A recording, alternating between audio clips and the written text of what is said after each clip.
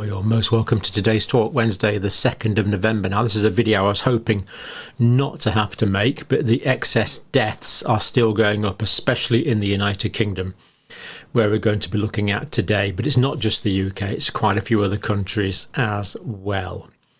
Now, just before we go on to that, a comment on yesterday's video. Perhaps about 1,000 people reported yesterday on the comments, do have a look at it, that they'd had a COVID-like illness in November, December 2019. This indicates, if you are correct, and I don't see how 1,000 or more of you, getting on for 2,000 of you, can be wrong, that there's a lot of COVID-like illness around in November, December, maybe even something earlier, 2019. If that's the case, there was a major failure of our surveillance, and it also means that a lot of the measures that were taken afterwards were, well, when those measures were taken, they weren't really taken in the light of the fact that the pandemic had probably been around for longer than we'd thought. So some quite major failures, really. But moving quickly on to today's information. Now, this is epidemiologist from, this is Vera Raleigh, epidemiologist. The King's Fund is a big research fund in the United Kingdom. Deaths from cardiovascular disease and diabetes in particular show a significant excess. Just published in the Telegraph, which basically does seem to be one of the few UK outlets which are covering this. I actually did a Google search, or DuckDuckGo search rather, really, on excess deaths in the BBC, and there was nothing related to this at all. It's almost like, well, I wouldn't use the term cover-up, but certainly I don't see why it's not being reported. Now, let's just look at this from an international context. But we are going to look more at the particular causes of death, the cardiovascular causes of death. But here's some international context in this, first of all. Now, of course, this goes back to January 2020. The excess deaths, of course, because we had a pandemic, obviously, we know this. But when we look at the current data, when there's very few people dying from SARS coronavirus 2 now, thankfully, still some, of course, but in the UK it's way down. The majority of these excess deaths in the United Kingdom, which are still increasing, are non-COVID causes. And the numbers, as we'll see, are pretty high. So the percentage there, that's the 15% line, so well above 15% in the UK.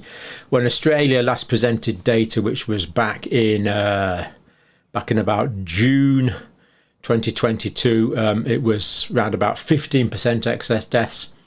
Then Ireland, Netherlands, the United States and Canada.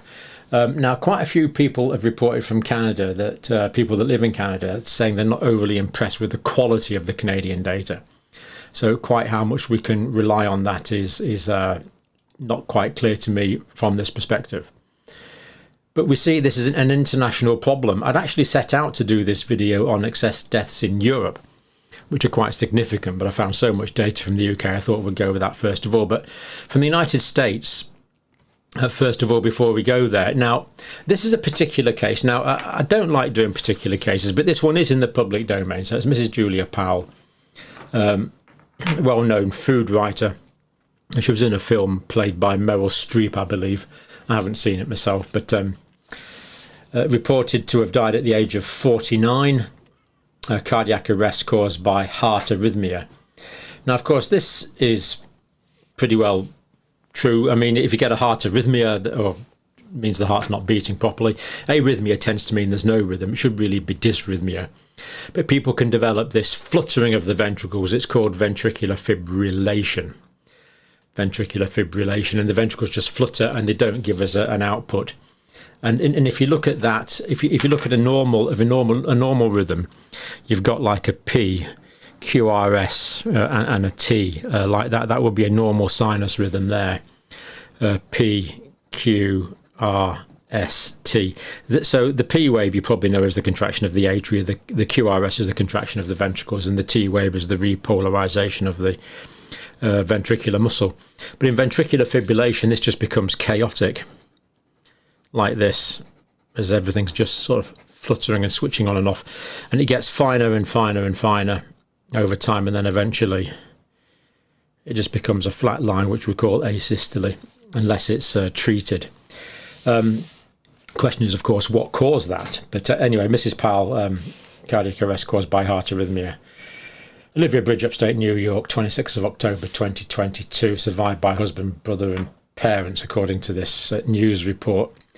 So I don't like doing this because and we can't, of course, we can't say there's any particular underlying cause in an individual case, but there just seem to be an awful lot of these reports. So, of course, our severe condolences to Mrs. Powell's family, tragic death.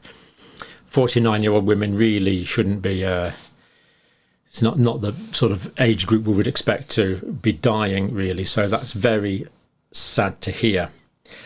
But it does show that this does seem to be everywhere. And we've put it on other cases as well. Now, you can't go from individual cases, but we have to have this balance. When we're talking about numbers and statistics, we have to realise that it's like Stalin was alleged to have said that one death is a tragedy, a million deaths is a statistic.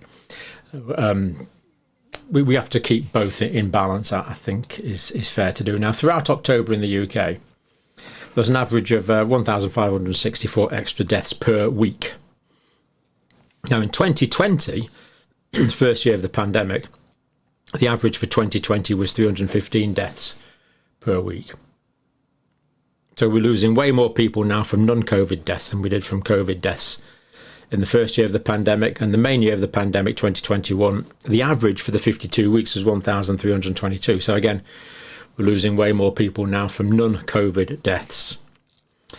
And that's 24,440 people, non-COVID deaths since May 2022 in the UK.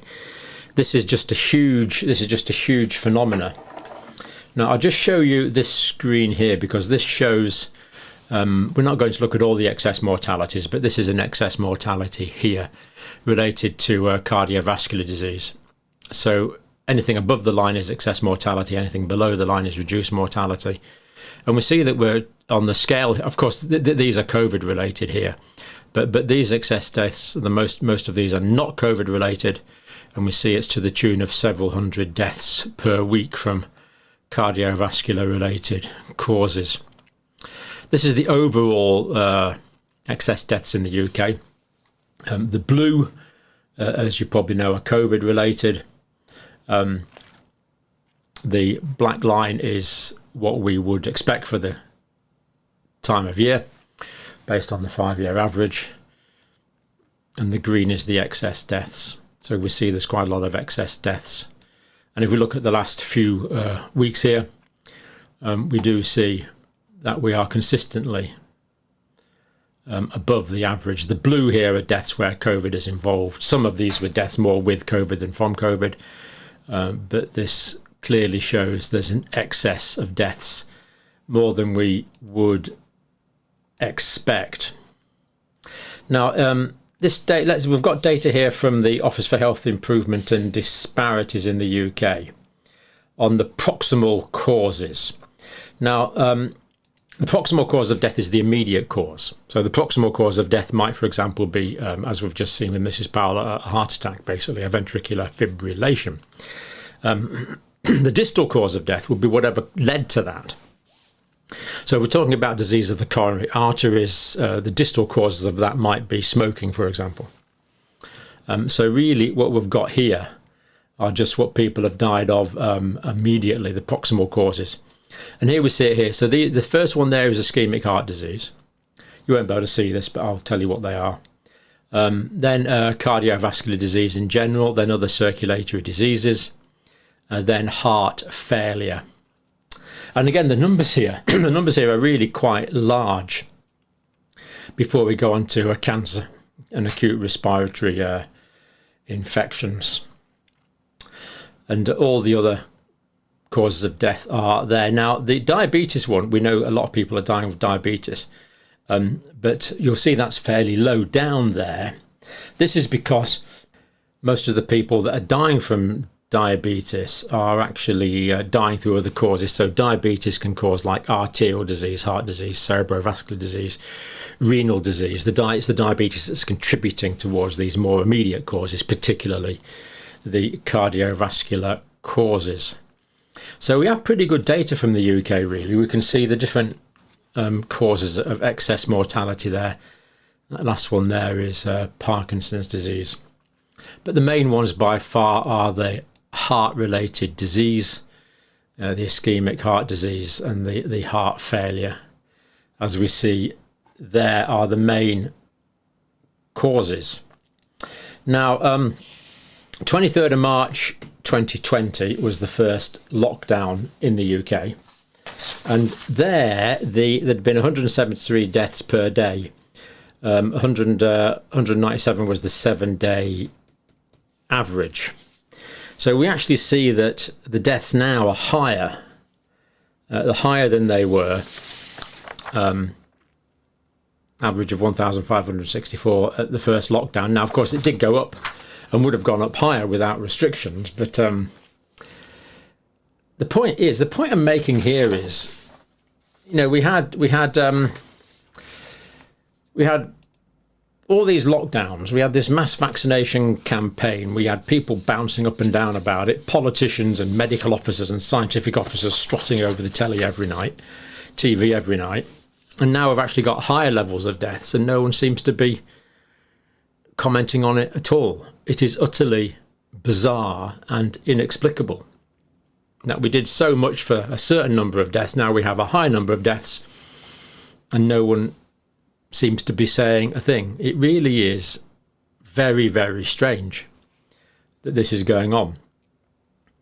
Now, we don't want to get into conspiracy theory, but to me, it's inexplicable why mainstream media is not all over this and shouting it from the rooftops, because there's a major phenomena that we're suffering from.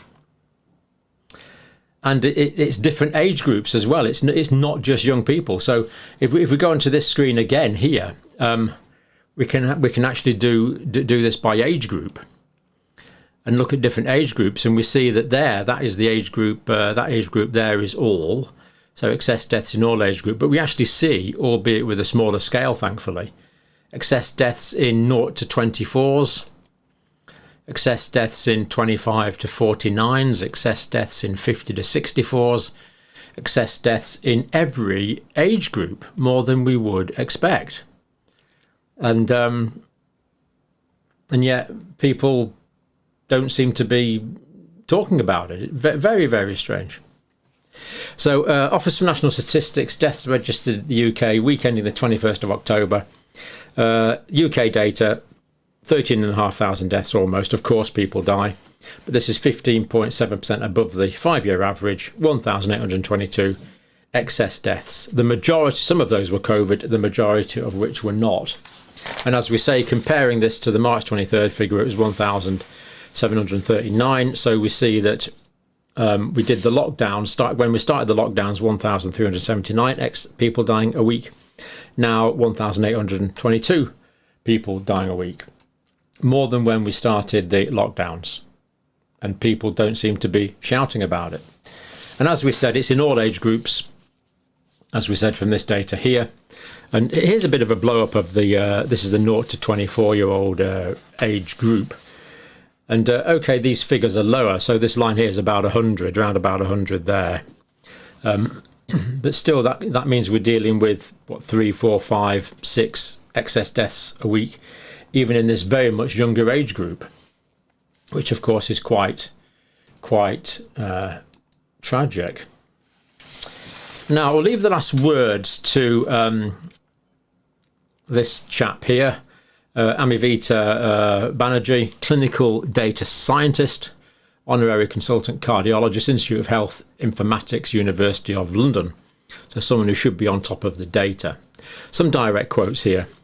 We should never ever have had a pandemic preparedness team that did not consider the indirect and long-term effects of the measures that were being taken. Correct. We focused on the direct effects of excess deaths from COVID. But from the beginning, it's likely the indirect effects will lead to more deaths. This should have been anticipated by people who were responsible for making the decisions, because they should have been appraised of all the data that we didn't have at the time. Failures occurred, clearly.